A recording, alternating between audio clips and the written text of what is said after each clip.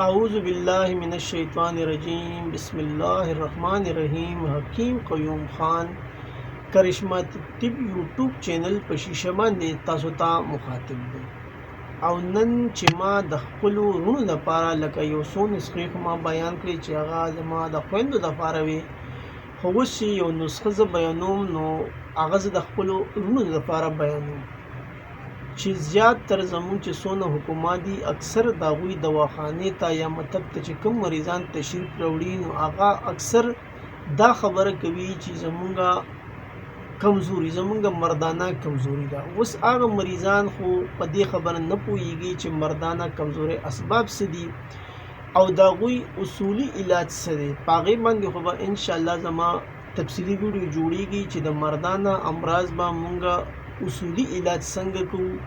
هغه اصولي علاج چې دی هغه په سولې خورځې کې کیږي او په 4 مرحلې کې به کیږي او هر مرحله به په 10 ورځو باندې مشتمل وي.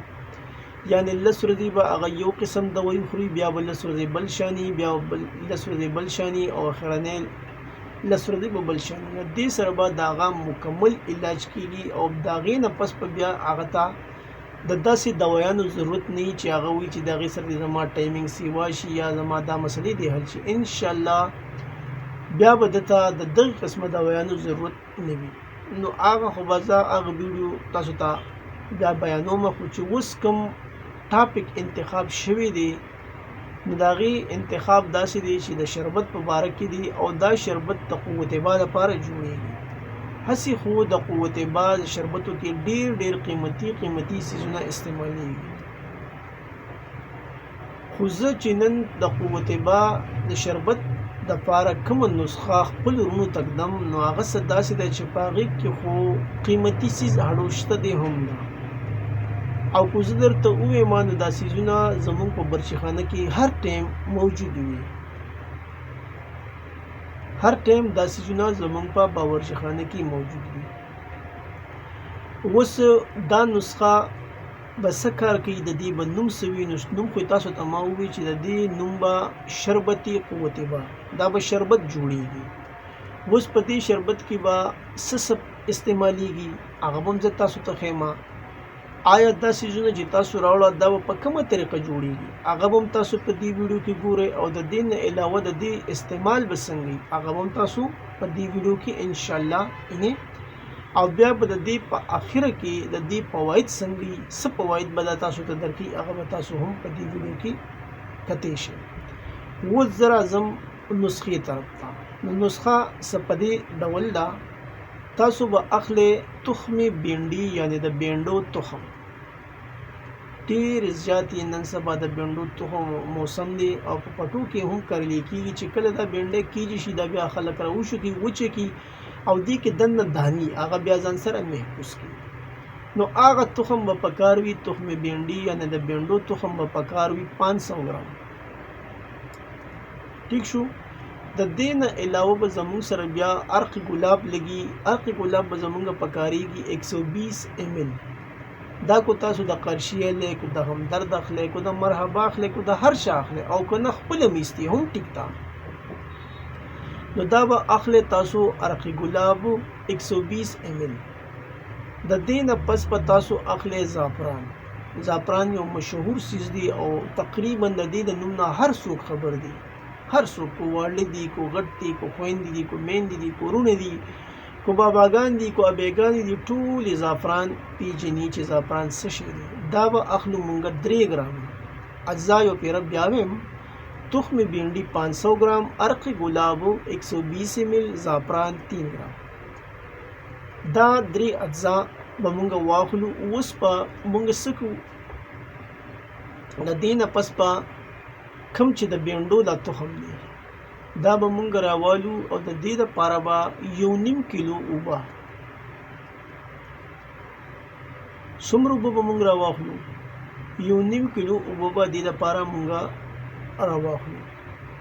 چې کله 1.5 کیلو اوبه مونږ راواغستې نو په دې کې به د بینډو دا تخم خشک کړو. د بینډو تخم به خشک کړو او کم از کم 6 غنټو پورې به دا مونږ په دغې اوبو کې پروت وي. د دې نه پس په دا مونږ راوالو دغه اوبه به مونږ په اور باندې کیدو، په پتیله کې یا په دیچکي کې به مونږ کیدو. نو چې کله دا اوبه بخوټ کېږي، دا به جوش وي. چې کله دا 500 ګرام پاتې شي، اوبه خو مونږه 1.5 کیلو راغستې دي. چې کله دا 1 کیلو اوبه د دې نه ضایع شوي، یعنې والوتې او 1.5 کیلو اوبه زمونږ سره پاتې شوي، نو بیا به مونږ څه وکړو؟ دا به مونږ چڼ کړو. چې کله دا مونږ چڼ کړو، نو بیا خو مونږ سره په نسخه کې تاسو ته وپتې چې زعفران دي او عرق ګلاب هم مایعات کړي. نو دغه 3 ګرام زعفران به تاسو راواخلئ او په دې عرق ګلاب 120 ml کې به تاسو کرل کړئ. چې کله دا تاسو په دې کې کرل کړئ، نو بیا به څه وکړئ؟ همدغه اوبه به بیا تاسو د زعفرانو د اوبه چې په عرق ګلاب کې کرل شوي، دا به تاسو په دغې اوبو کې شامل کړئ. کمې اوبه هغه اوبه چې کمې کې مونږ بینډۍ تخم خوټ کولی دي او هغه د 1.5 کیلو نه 1.5 کیلو پاتې شوي دي، هغه مونږ چاڼ کړي دي. هغه چاڼ شوي صفا اوبو کې به دا اوبه هم شامل کړو د زعفرانو ده. او د دې سره به مونږ واچو 1 کیلو چینی. دا به مونږ په اور باندې بیا کیدو او دا به مونږ وخوټ کوو. په دې کې به جوش راځي او دا جوش سره به په دې کې جاګ راځي، زګ یعنې خیرې به راځي، پښتو کې مونږ خبرې کوو. نو هغه خیرې به تاسو لر کوئ. او کو تاسو سره چیرې ټاټري پرته وي، ټاټري، نو د هغې نه به یو چوټکي ور واچوئ، لکه څنګه چې زمونږ خویندې چې پخې د ګوړې او خیرې پرې راشي او بیا په اخره کې هغوی د سوډو د وړو د سوډا یو چوټکي ور واچي د ګوتو په سر. نو دغسې یو چوټکي به دې ته هم تاسو ور واچوئ. نو په دې باندې به دا خیرې زر راشي، سیوا به پرې راشي، دا به دې تاسو لرې کې صفا بشي. کله چې دا شربت تار شکل کې راشي، یعنې دا د شربت قوام په باره کې خو به تاسو ټول پوه یې. خیر دی په دې به زه ځان یو ویډیو جوړ کړم چې قوام به څنګه جوړېږي، او به تاسو بیا وینئ. نو چې کله دا قوام ستاسو جوړ شو، نو دا بیا دا شربت به تاسو راکوز کړئ، یخ پې کړئ. او په دې کې به بیا تاسو کووایئ چې سوډیم بنزویټ چې وي، نو هغه پکې د لیټر په حساب باندې 1 ګرام شامل کړئ. او د دې دپاره چې تاسو بیا د کم بوتل انتخاب کړي، نو هغه به صفا وي، چې هغې کې نمي نه وي. که چېرې کې نمي نو بیا د شربت خراب شي. نو په دغه کې به محفوظ کړئ. ستاسو شربت قوتبه تیار دی. اوس شربت قوتبه خو تیار شو، خو اوس په زمونږ غرونه دا سوال کوي چې دا شربت قوتبه به مونږ څنګه استعمالو، او د دې به څو ټایم استعمال کېږي، او دا به څومره استعمالیږي. نو د هغې طریقه هم داسې ده چې دا به تاسو راواخلئ 2 قاشقې سهار او 2 قاشقې ماښام د روټۍ د کانه کې بعد، یعنې په مړه خېټه دا به تاسو وخورئ. که د اوبو سره استعمالوئ هم ټیک ده، او که د اوبو سره نه د پیو سره استعمالوئ نو هم ټیک ده. او فواید به یې فواید چې کوم د دې شربت نوم دی همدغه دی. قوتبه په باره کې خو حکمان پوه دي، او عام چې کوم مریضان دي هغه پې هم پوه. او ډېر ډیټیل زه دلته نه بیانوم، هغه ولې چې زما دا چینل دا خویندې هم ګوري او دوی سره اکثر ماشومان بچي هغوی هم ګوري، نو هغه ډېر مزید ډیټیل ته به پکې زه نه ځم. خو دا به درته ویم چې انشاءالله دا څنګه چې دې نیم شربت قوتبه دی، نو کار به هم د دې شربت سي قوتبه وي. او قوتبه کې به تاسو طاقت په تاسو ته راځي. او کله چې تاسو قوتبه کې طاقت راغی، نو ستاسو به انشاءالله چې کوم پروګرام وي هغه به ښه، او تاسو به هغه په ښه طریقې سره بیا ادا کوئ.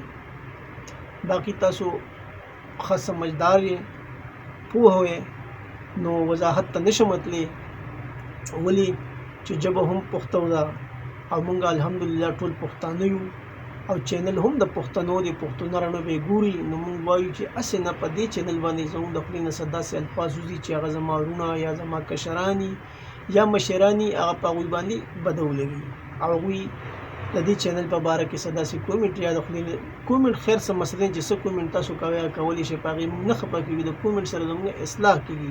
خو هسې نه چې څوک چېرته خیري ازارو کې د هغې اصلاح نه شي کېدی، د هغې زموږ ډېر زیات یېرېږو. نو انشاءالله د دې چینل مقصد هم دا دی چې په دې کې به زموږ وروڼو ته حکیمان که دي که هغه غیر حکامان دي ټولو ته فایده رسي.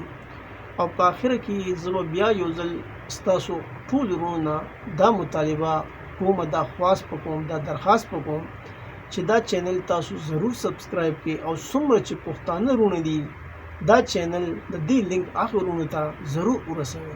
ستاسو خوږ ورور حکیم قیوم خان. والسلام.